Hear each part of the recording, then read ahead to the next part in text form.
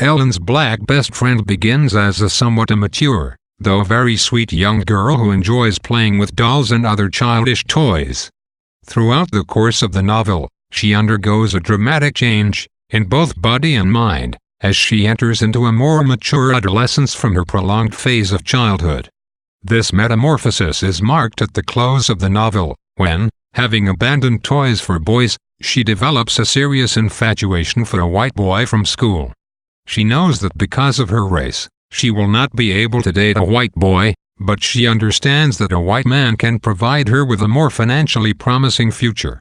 However, Starletta's crush on a white boy marks more than the beginning of her adolescence. More importantly, it speaks to Starletta's bravery and her bold attitude in daring to do something that is not only taboo, but socially impossible.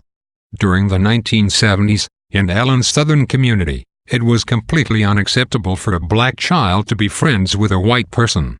Thus, her friendship with Ellen is, in itself, an act of bravery.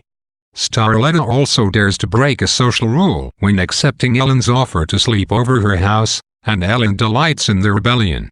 It is during her sleepover at Ellen's that Starletta is at her most gracious. She is rather quiet, and, as Ellen reports, does not like to talk very much, though it seems that she and Ellen share an unspeakable closeness. This closeness is strengthened as Ellen confesses to her the racial prejudices she once harbored. Starletta gives little reaction, but she accepts Ellen's apology and, in her quiet, seems to forgive Ellen for her former prejudices. This scene illuminates Starletta's profound sense of understanding. She does not argue with Ellen or even seem hurt at her confession.